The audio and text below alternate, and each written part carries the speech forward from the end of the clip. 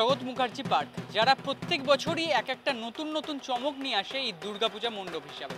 এর আগেও দেখেছিলাম কখনো লোকাল ট্রেন, কখনো আবার গঙ্গার তলায় মেট্রো। এই একাধিক চমক তারা তৈরি করেছিলেন দর্শকদের জন্য। তবে এবছরের পুজোর ভাবনায় তাদের কি রয়েছে, কিভাবে সাজছে তাদের মণ্ডপ, আসুন সে বিষয়ে কথা বলবো। আর তো কদিন পরে পুজো, তার আগে প্রস্তুতি কেমন চলছে? প্রস্তুতি বলতে গেলে একদম শেষ পর্যায়ে, কদিন বাদেই বলতে গেলে দেখতে দেখতে দিন কেটে যাবে। চলে আসবে হচ্ছে আমাদের সবার পছন্দ মহালয়া চলে আসবে। মহালয়া আসা মানেই পুজো একদম দোরগোড়ায় চলে এসছে।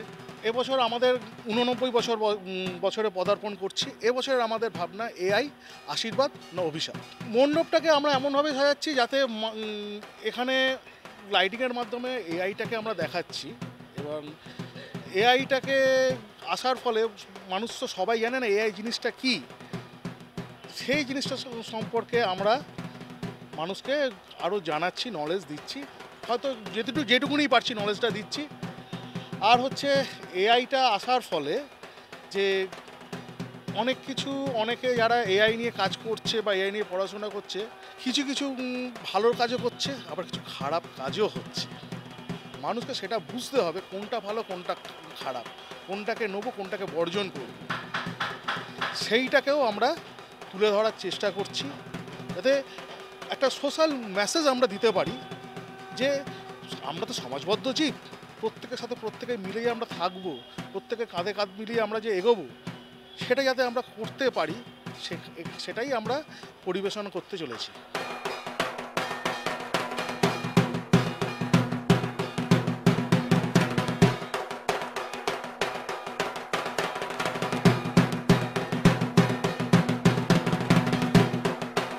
চমক কিনা বলতে পারবো না, আমরা একটা এআই নিয়ে কাজ করছি, মানে খুব দ্রুত আসা একটা যুগ নিয়ে কাজ করছি।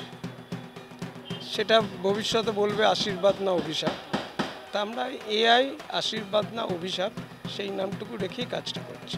মানুষকে একটা ধারণা দিতে চাইছি যে এআই যে যুগটা আসছে এবং খুব দ্রুত আসছে, হ্যাঁ, সেটা আমাদের জন্য কতটা ভালো বা খারাপ। যারা এআইয়ের সৃষ্টিকর্তা তারাই কিন্তু ভীষণ সংশয়, কারণ মানুষের অস্তিত্বের একটা সংকট দেখা দিচ্ছে, হ্যাঁ। এবং এআইয়ের এত দ্রুত তার আপডেশন, মানে 2022 সালের শেষের দিকে তার বয়স ছিল 7 ইয়ার্স, 2023-এর শুরুর দিকে তার বয়স গিয়ে দাঁড়ালো 9 ইয়ার্স, মানে 2 বছর বাড়লো 3 মাসের মধ্যে। এইভাবে সে বাড়ছে, মানে খুব দ্রুত কিন্তু একটা যুগের পরিবর্তন হতে চলেছে। এবং সেখানে মানুষের মানে আমি বলবো কর্মসংস্থানের দিক থেকে অনেক ক্ষতি হতে চলেছে। সেইভাবেই বলছে, আমরা যা পড়াশোনা করলাম এটা নিয়ে, যা যা বক্তব্য শুনলাম, তাতে কিন্তু সেটাই ধারণা দিচ্ছে। হ্যাঁ, যদি আমরা আগের কিছু উদাহরণে যাই, কম্পিউটার যখন আসছিল আমরা রেড়ে করেছিলাম, হয়তো অনেক কাজ চলে যাবে ভেবেছিলাম, কিন্তু পরে দেখলাম না, দিগন্ত খুলে গেল। সেটা যদি হয় এটা তো মানুষের মঙ্গলের জন্য, সেটা তো ভবিষ্যৎ বলবে। কিন্তু এখন যে ধারণাটা এই মুহূর্তে দাঁড়িয়ে, তাতে বহু মানুষের কাজের ক্ষতি হতে চলেছে, সেটা প্রায় 70% বলছে। আর এআইয়ের দ্বারা 30% কাজ তৈরি হবে। সেটা করার জন্যে যে এডুকেশন দরকার, যে অর্থনৈতিক পরিস্থিতি দরকার, সেটা আমাদের মতন দেশে কিন্তু খুব টাফ। সেই ধারণাটা একটু দেওয়ার জন্য এই কাজটা করা, যে দর্শকরা আসুক, এটা জাস্ট একটা ধারণা। অনেকেই জানে না এআই কী, এখনও কিন্তু গ্রামের দিকে বহু মানুষ জানে না। অতএব তাদেরকে একটা ধারণা দেওয়া যে এআইয়ের কারণে এই হতে চলেছে, হওয়ার সম্ভাবনা আছে।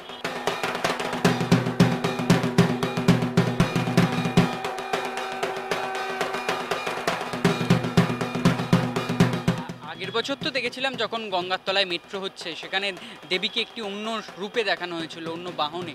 এবছর তাকে কিভাবে দেখা যাবে এই এআই কেন্দ্র করে যে থিম? সেখানে এআই কেন্দ্র করে থিম হলেও দেবীর যা বাহন, সেই বাহনই থাকছে।